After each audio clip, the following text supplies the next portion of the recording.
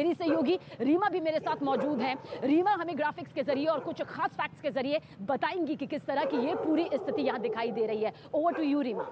बिल्कुल, तो पुतिन के इस फैसले को यूक्रेन पर उनके नए दाव के तौर पे देखा जा रहा है। अब आपको मैप के जरिए हम दिखाते हैं कि मैप पे क्या स्थिति है और वो कौन से दो इलाके हैं जिसको दो देश के तौर पे मान्यता दी गई है। किसके तरफ से? रूसी राष्ट्रपति के तरफ से। रूस ने यूक्रेन के जिन दो प्रांतों में अलग देश की मान्यता दी है वो कहाँ है, ये हम मैप के जरिए आपको बता रहे हैं।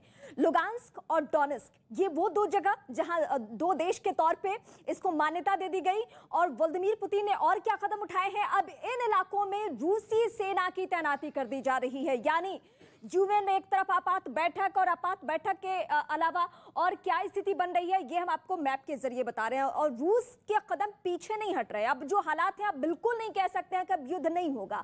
अब ये दो इलाकों को दो देश की मान्यता देना रूस की तरफ से उठाए गए कदम से ही संकेत मिल रहा है कि रूस के मन में क्या है और रूस के डिसीजन किस तरीके से है। लेकिन दुनिया खतरा को भांप रहा है और यही वजह है कि यूएन में एक बड़ी बैठक, आपात बैठक चल रही है। लेकिन इस बैठक का क्या असर होगा?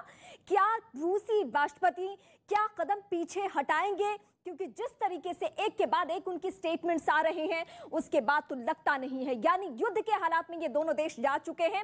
और लगातार हमारी सहयोगी सबीना हमारे साथ जुड़ी हुई है। और सबीना वहां से यानी दूतावास से, यूक्रेन दूतावास से बता रही है, वहां की सूरत हाल बता रही है कि क्या स्थिति बनी हुई है, रूस का कदम किस तरीके से खतरे का संकेत है।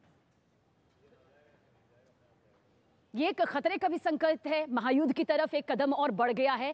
दो प्रांतों जिनका जिक्र रीमा भी कर रही हैं, हम भी कर रहे हैं, और वो इसलिए कर रहे हैं क्योंकि रूसी राष्ट्रपति व्लादिमीर पुतिन की तरफ से इन दोनों प्रांतों को स्वतंत्र देश के लिए हस्ताक्षर करके देना, यानी कि अलग देश के तौर पर घोषित करना, ये बताता है कि ये अब एक तरफ और कदम बढ़ता हुआ दिखाई देता है महायुद्ध की तरफ। लुगांस्क और डोनेस्क जिसका जिक्र हम कर रहे हैं, देखिए पहले से ही ये जरूर स्वतंत्र देश के तौर पर सामने आए, लेकिन क्योंकि अब व्लादिमीर पुतिन के जरिए कह दिया गया है, ऐलान कर दिया गया है कि ये दो अलग देश हैं, यानी कि अब एक अलग देश के तौर पर इनकी मान्यता है।